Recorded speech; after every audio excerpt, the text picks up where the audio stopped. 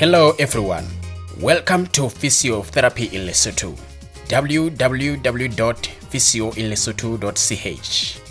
You are listening to a podcast from one of our physio workshop in Lesotho.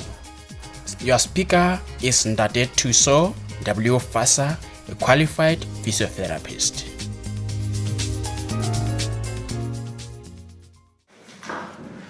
How do we teach effectively exercises?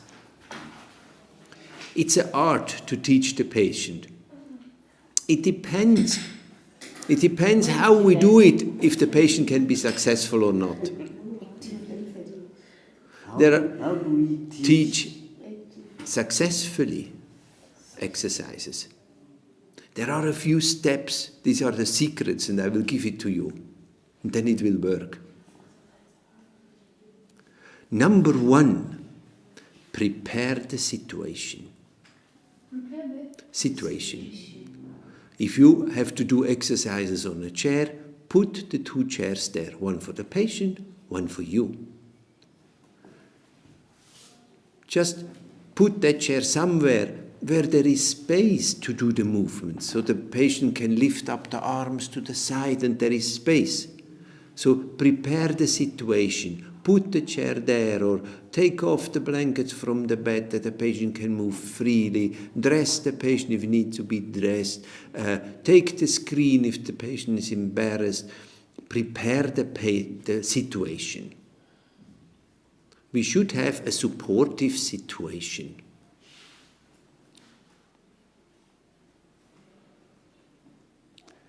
Step 2.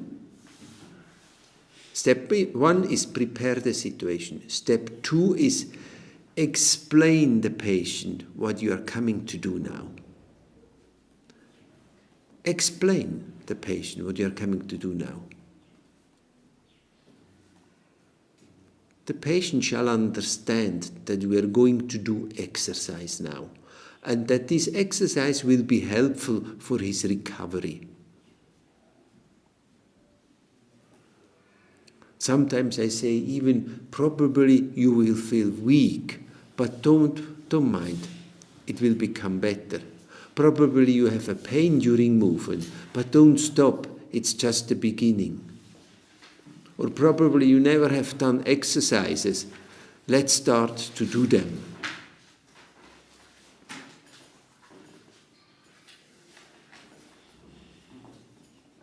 So we explain to the patient what we are coming to do. And always I tell them, remember, exercise is medicine. Because the patient is not thinking that exercise is medicine. They think the tablets, the injection, the rubbing stuff is medicine, but not exercise. So we tell them, exercise is Moriana. Number 3,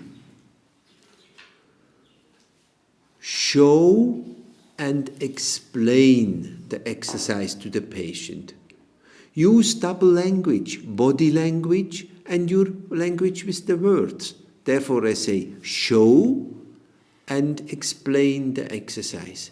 Sit straight and lift up slowly both arms to the side. And while I'm talking, I'm doing it, that they can see. So show always the exercise and explain the exercise.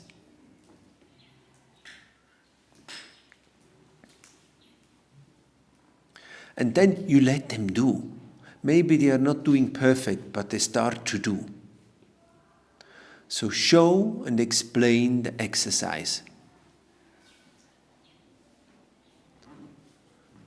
The next step is adjust the exercise. We could say as well correct the exercise, but I like to say adjust it. You know, sometimes the patient is not looking carefully, or maybe thinks that he's doing as he was seeing, but he's not doing the same thing. You say maybe lift up the arms sideways, like this. Now that patient is doing this. It's not the same, okay? But at least he that arm sideways up. But it's not the same. So I don't say, no, you're wrong. I say, oh, I see you lift up your arms. Can I show you? And I take both arms and I say, now lift up. We come up like this. We come up like this. So this, I say, this is the adjustment. You see the difference? Good teaching is always accepting what the student is doing. And on top of that, doing some adjustments. I hardly say to a patient, no, this is wrong. I say, oh, okay, let's do some more, or let's do it in another way, something like this. So adjust the exercise. This is the next rule. Very often I can see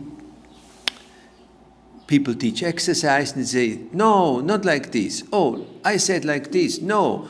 Oh, the patient will feel depressed. He will feel stupid, and then motivation is going down. So I just adjust again. Okay, now we have done it like this. Can I take your arms? Now we try to do it as this. I know that I told him do like this. I know that I didn't told him to do like this. But don't mind. I just take and say, okay, and now we go up with both arms. That means you need to have patience. Try not to just judge the patient. Just adjust the movement.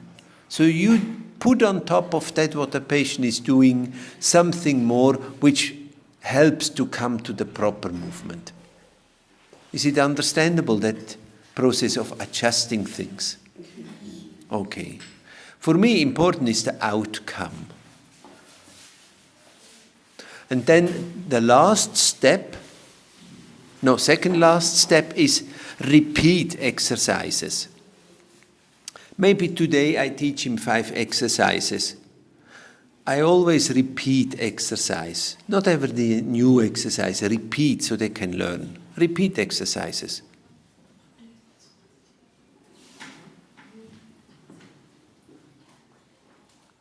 And now the last step, and this is a very important one. Give sincere feedback. Sincere, positive feedback. I could see you really did what you could. You really engaged yourself. Thank you, Ndate. I give them a sincere, positive feedback. You were really working hard. You were even sweating. Thank you. So you give them a sincere, positive feedback. Honor the patient for that what he did. Even if it was little, but tell it to him. It will build up motivation. So often we take it for granted that the patient is being active and doing as much they can. Why not telling them? Thank you, we're really cooperative. We did a good job together, I say many times. Well done together. So give them a positive feedback and they will be motivated to be active. It's simple, isn't it? And these are key rules for any type of teaching you are doing to the patient. If it is health talk, whatever. But here, I say these for me are golden rules how to teach successfully exercise.